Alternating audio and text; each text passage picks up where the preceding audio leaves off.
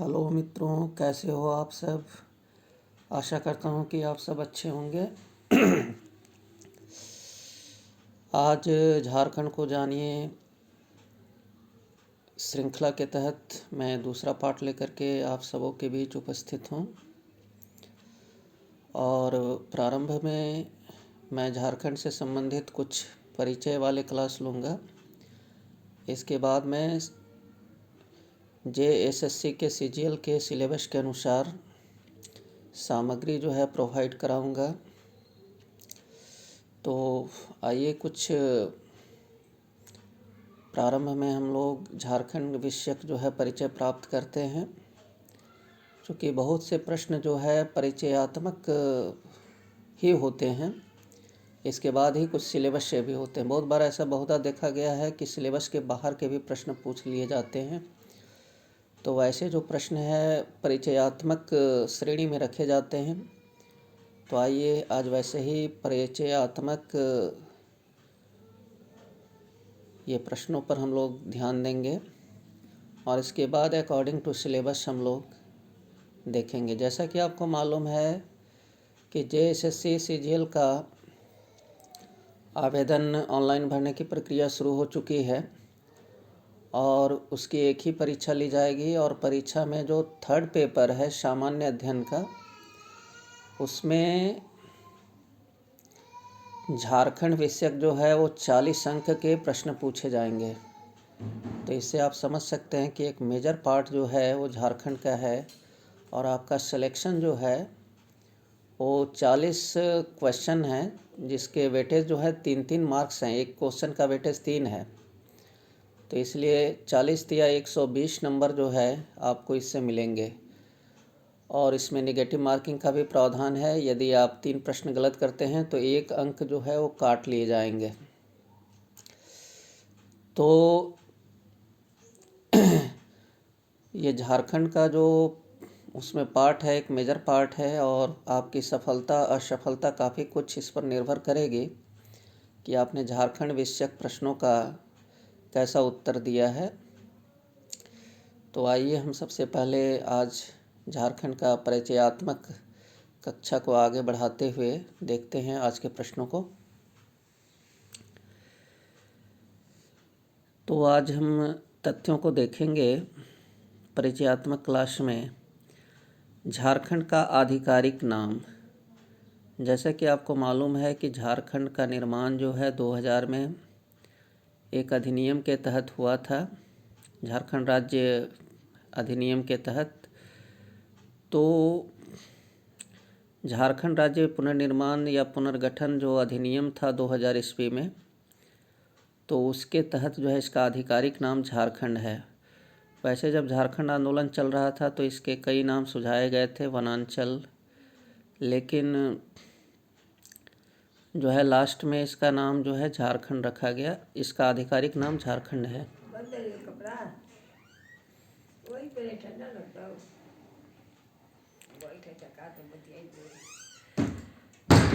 अब हम बात करते हैं कि इसकी स्थापना कब हुई। तो इसकी स्थापना हुई है 15 नवंबर 2000 ईस्वी को, जो कि बिरसा मुंडा का जन्म दिवस है।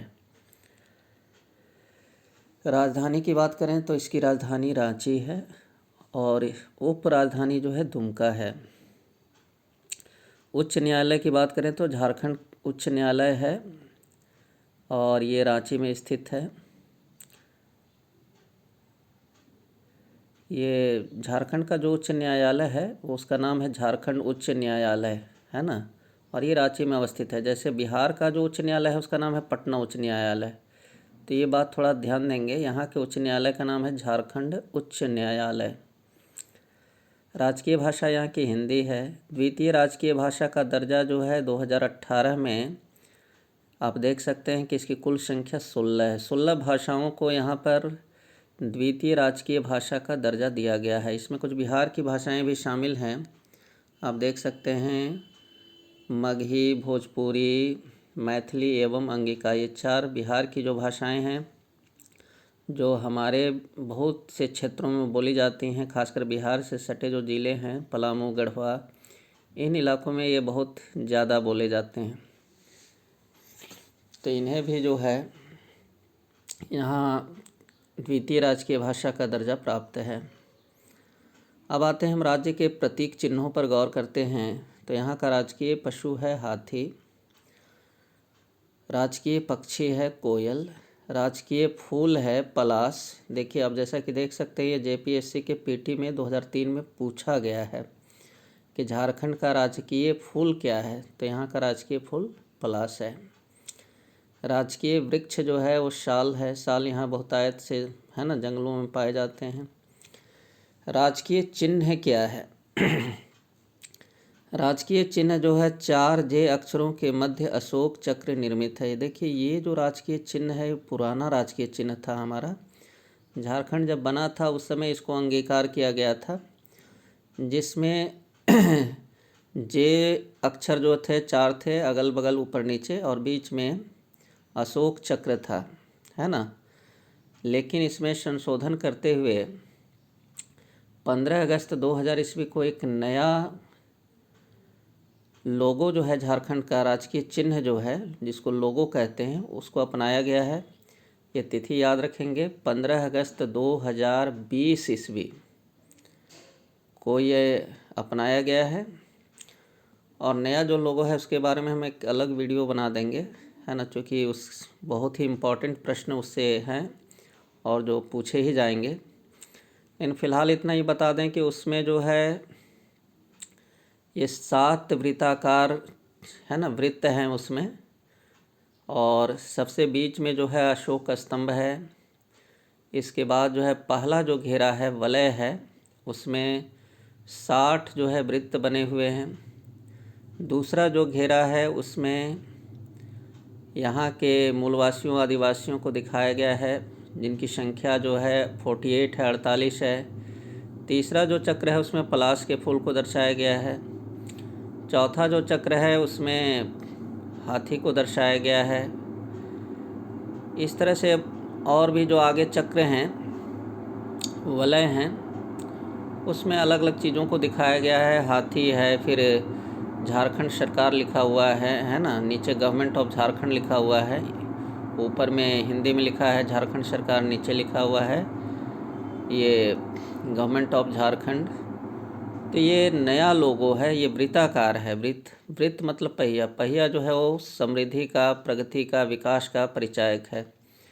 और इसका जो बैकग्राउंड रखा गया है वो हरे कलर का रखा गया है, क्योंकि हमारा झारखंड जो है वो हरा भरा प्रदेश है, जंगलों का प्रदेश है, कृषि प्रदेश है, और हरियाली जो है हमारी संपन्नता और हमारी समृद्धि का सूचक है। इसलिए जो नया लोगो है वो झारखंड को वास्तविक रूप में प्रतिबिंबित करता हुआ मालूम पड़ता है। तो ये चीज़ मैं इसके बारे में एक अलग से वीडियो बना दूंगा, क्योंकि उससे प्रश्न पूछे ही जाएंगे, है ना, बहुत ही इम्पोर्टेंट टॉपिक है वो। आगे है कि झारखंड का भौगोलिक परिचय। अब हम लोग झारखंड के भूगोल पर ध्यान देते हैं। तो जब भी हम भूगोल पढ़ते हैं तो किसी भी स्थान का जो लोकेशन है उसके अक्षांश और देशांतर से दिया जाता है। तो झारखंड का जो अक्षांशीय विस्तार है, पहली बात एक बार प्रश्न जो है ये पूछा जा चुका है जेपीएससी में कि झारखंड जो है वो किस गोलार्ध में स्थित है ना। तो ग्लोब जो है उसके उत्तरी गोलार्ध में झारखंड स्थित है। पूरा भारत ही उत्तरी गोलार्ध में है, तो झारखंड भी उत्तरी गोलार्ध में स्थित है। अब इसका अक्षांशीय विस्तार जो है जैसा कि आप देख सकते हैं 21 डिग्री 58 मिनट 10 सेकंड से 25 डिग्री 18 मिनट उत्तरी अक्षांश है, क्योंकि उत्तरी गोलार्ध में है इसलिए उत्तरी अक्षांश होगा। तो इसमें देखिए आपको केवल, यदि आप मिनट याद नहीं रख पाते हैं तो केवल 21 से 25 याद रखें, इससे आपको जो है ऑप्शन पकड़ने में आसानी होगी। 21 से 25 उत्तरी अक्षांश। देशांतरीय विस्तार, तो देशांतरीय विस्तार की हम बात करें तो ये 83 डिग्री 19 मिनट 50 सेकंड से 87 डिग्री 57 मिनट पूर्वी देशांतर पर स्थित है। अब यहाँ पर यदि आप मिनट सेकंड नहीं याद रख पाते हैं तो 83 से 87 पूर्वी देशांतर याद रखें, क्योंकि ये ऊपर से नीचे यदि हम पूर्व पश्चिम बांटें तो ये जो है पूर्वी भाग, पूर्वी याम्योत्तर में हमारा झारखंड स्थित है। तो ये जो याम्योत्तर का चयन होता है ये होता है आपको ये लंदन से जो गुजरती है 0 डिग्री का देशांतर रेखा, वहाँ से होती है। तो लंदन से हम लोग जो है वो पूर्व दिशा में है, इसलिए पूर्वी देशांतर है। तो 83 डिग्री से 87 डिग्री के बीच हमारा झारखंड स्थित है। प्रदेश की आकृति, तो ये जो हमारा झारखंड है ये क्वाड्रिलेटरल है, चतुर्भुजाकार है। इसका जो विस्तार है चतुर्भुज की तरह है। झारखंड का क्षेत्रफल, ये देखिए एक डाटा है जो कि आपको याद रखना चाहिए और इस डाटा पर गौर करेंगे, इसमें से कोई भी प्रश्न पूछा जा सकता है परीक्षा में। झारखंड का जो क्षेत्रफल है 79,714 वर्ग किलोमीटर है। और ये जो पूरा हमारा भारत का जो क्षेत्रफल है उसका 2.42% है। ये बहुत ही इम्पॉर्टेंट प्रश्न है और कई बार ये एग्ज़ाम में पूछा जा चुका है, इसलिए इस डाटा पर विशेष ध्यान देने की ज़रूरत है। अब आते हैं कि झारखंड की जनसंख्या जो है 2011 की जनगणना के अनुसार क्या है। जैसा कि आपको मालूम है कि 2021 में जनगणना होनी थी, जो कोरोना जैसी आपात स्थिति के कारण जनगणना बाधित है, अभी तक नहीं हो पा रही है। इसलिए आपको जो डाटा पूछे जाएंगे वो 2011 के अनुसार ही पूछे जाएंगे। तो 2011 की जनगणना के अनुसार जो है, सेंसस के अनुसार झारखंड का जो जनसंख्या था वो 3,29,88,134 करोड़ थी। अब ये इंडिया के परिप्रेक्ष्य में देखें तो इंडिया की जो कुल जनसंख्या है उसका 2.72% है। अब ये प्रश्न जो है बहुत बार परीक्षा में पूछा जा चुका है, एग्ज़ाम के दृष्टि से बहुत ही महत्वपूर्ण है। और जनसंख्या के दृष्टि से देखा जाए तो ये भारत में 14वां स्थान रखता है। मतलब 13 जो राज्य हैं जनसंख्या में इससे आगे हैं। झारखंड के जनसंख्या घनत्व की बात करें, डेंसिटी की बात करें, तो यहाँ पर 414 व्यक्ति प्रति वर्ग किलोमीटर, मतलब 1 वर्ग किलोमीटर के क्षेत्रफल में लगभग 414 व्यक्तियों का घनत्व है झारखंड में। झारखंड की जनसंख्या में दशकीय वृद्धि, माने 10 साल में कितनी वृद्धि हुई है, एक डिकेड में कितनी वृद्धि हुई है, तो 2001 से 2011 के बीच 22.42% इतना जो है वृद्धि हुआ। 22% जनसंख्या 10 वर्षों में झारखंड की बढ़ी है।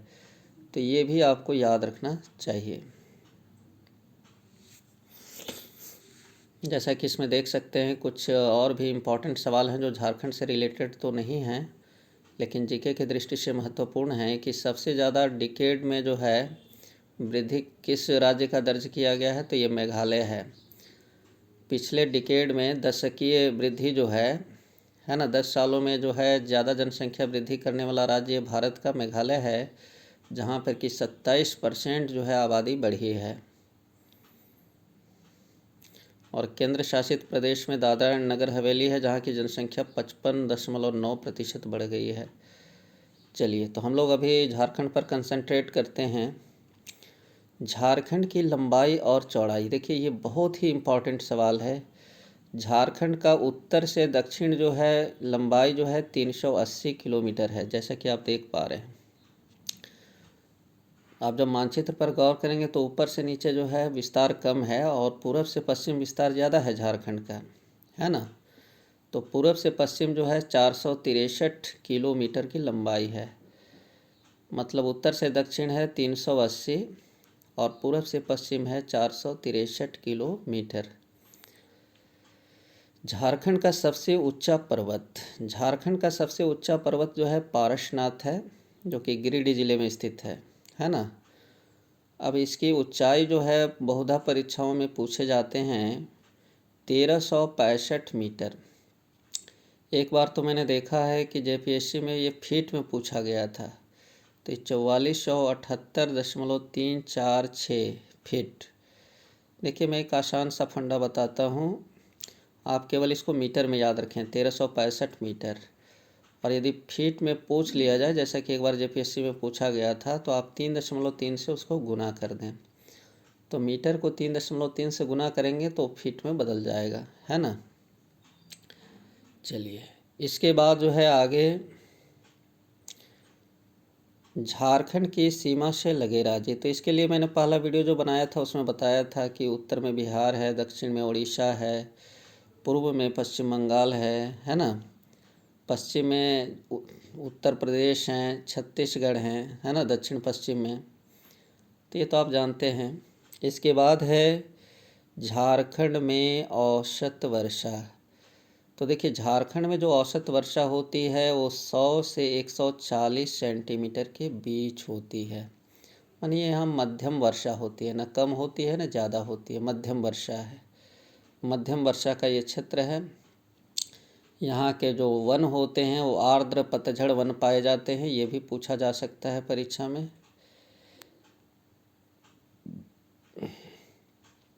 सर्वाधिक वर्षा वाला जो क्षेत्र है वो नेतरहाट है, ये भी बहुत प्रश्न पूछा जाता है। देखिए वर्षा भी सबसे ज़्यादा नेतरहाट में होती है और सबसे ज़्यादा ठंडा स्थल भी जो है नेतरहाट है।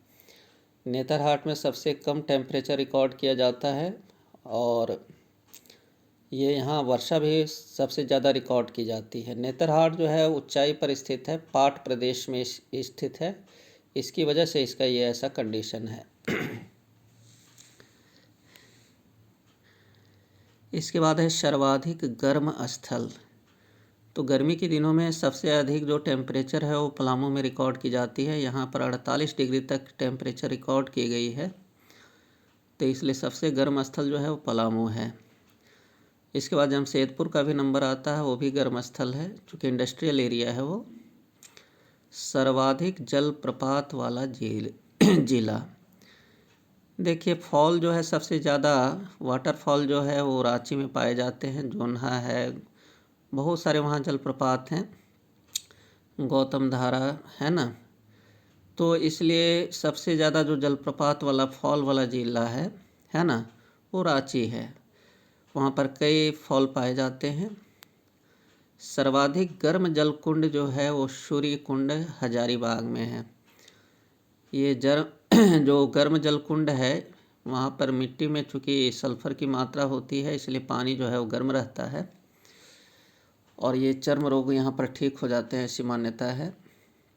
सल्फ़र की वजह से ऐसा होता है। तो ये हजारीबाग में है, बहुत ही फेमस है ये, और कई बार ये प्रश्न पूछा गया है कि सबसे गर्म जलकुंड झारखंड में कहाँ पर है, तो ये है हजारीबाग में सूर्य कुंड।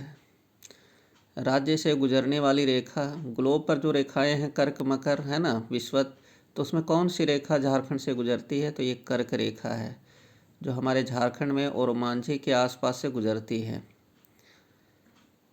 झारखंड की मुख्य फसल क्या है, तो मुख्य फसल यहाँ की धान है। सबसे बड़ा वन, देखिए झारखंड में जो सबसे बड़ा वन जिसका विस्तार सबसे ज़्यादा है वो सारंडा है और ये पश्चिम सिंहभूम में है। तो ये ज़िला भी पूछा जा सकता है कि सारंडा का वन किस ज़िला में है, तो पश्चिम सिंहभूम में है। सबसे लंबी नदी, सबसे लंबी नदी झारखंड की दामोदर नदी है और ये दामोदर नदी जो है ये हमारे यहाँ पलामू के पास ही जो है टोरी से निकलती है। टोरी चंदवा का जो क्षेत्र है यही इसका उद्गम स्थल है और यहाँ से होते हुए ये जो है ये झारखंड के पठार को दो भागों में बांट देती है, रांची का पठार, हजारीबाग का पठार, और बीच से बहते हुए निकल जाती है। सबसे ऊंचा जलप्रपात, ये बूढ़ा घाघ जलप्रपात है जो कि लातेहार में महुआ डाड़ के पास स्थित है। इसकी ऊंचाई सबसे अधिक है। स्वतंत्र रूप से सागर में गिरने वाली नदी, ये है स्वर्ण रेखा नदी, है ना। इसकी शुरुआत जो है उद्गम जो है रांची में नगड़ी से होती है ना, पिस्का और नगड़ी के बीच एक जगह है, वहीं से होती है, चुआ पानी या क्या कहते हैं उसको, वहीं से इसकी शुरुआत होती है ना। और ये स्वतंत्र रूप से जाकर के बंगाल की खाड़ी में गिरती है, तो ये स्वर्ण रेखा नदी। झारखंड की जलवायु, तो झारखंड की जो जलवायु है ये मानसूनी जलवायु है, मानसून के वर्षा पर आधारित है यहाँ की खेती। कुल क्षेत्रफल में वन का प्रतिशत, देखिए वन जो हमारे यहाँ झारखंड में है वो 29.62% है। ये डाटा हमेशा बदलते रहता है, ये डाटा ISFR का है, 2019 का है ना।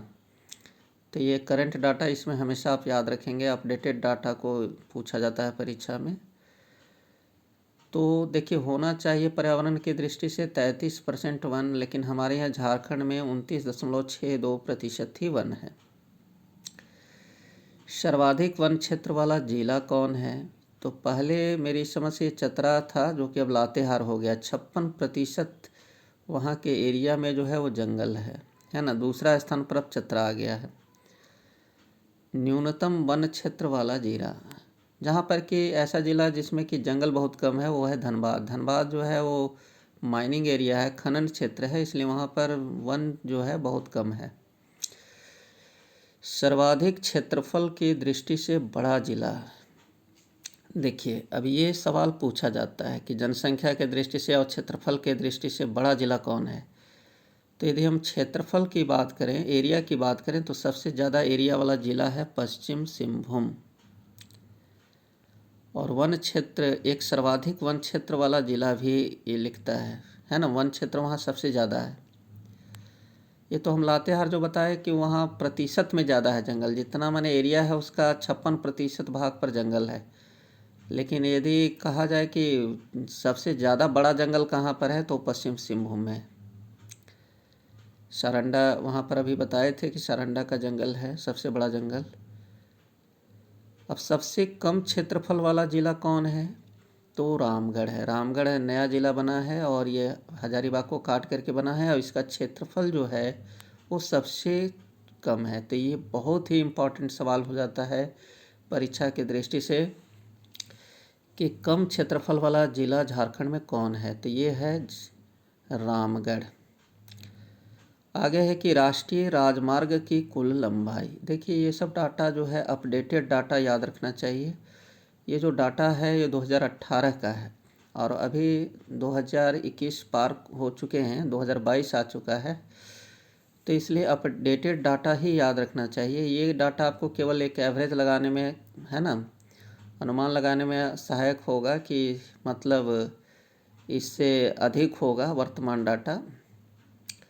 राष्ट्रीय राजमार्ग की जो कुल लंबाई थी, राष्ट्रीय राजमार्ग मतलब नेशनल हाईवे, जिसकी मेंटेनेंस की जिम्मेवारी, बनाने की जिम्मेवारी केंद्र सरकार की होती है, इसकी फंडिंग केंद्र सरकार करती है। तो ये जो है 3400 किलोमीटर, मतलब 3400 किलोमीटर। और राज्य राजमार्गों की कुल लंबाई जो है ये 18 के अनुसार था 12,000, क्षमा करेंगे, 1231.9 किलोमीटर। मतलब ये राजकीय राजमार्ग की ही जो है ये लंबाई कम है। इसको स्टेट हाईवे कहते हैं, एसएच कहते हैं। आपने देखा होगा सड़कों पर लिखा हुआ माइलस्टोन पर एसएच और एनएच। तो एसएच जो होते हैं स्टेट हाईवे, उसकी फंडिंग जो है राज्य सरकार करती है, इसको बनाती राज्य सरकार है ना, और इसकी देख रेख मरम्मत भी राज्य सरकार करती है। तो वीडियो को ज़्यादा ना लंबा करते हुए अब शेष जो है बातें अगले दिन बताएंगे। आज का ये वीडियो कैसा लगा? यदि अच्छा लगा तो आप इसको लाइक करें, शेयर करें अपने मित्रों के बीच, और कमेंट कर हमें बताएं कि ये कैसा लगा, है ना। और जो मित्र अभी तक सब्सक्राइब नहीं किए हमारे चैनल को, वो सब्सक्राइब कर लें। चलिए फिर मिलते हैं अगले क्लास में, तब तक के लिए सभी को धन्यवाद। जोहार झारखंड।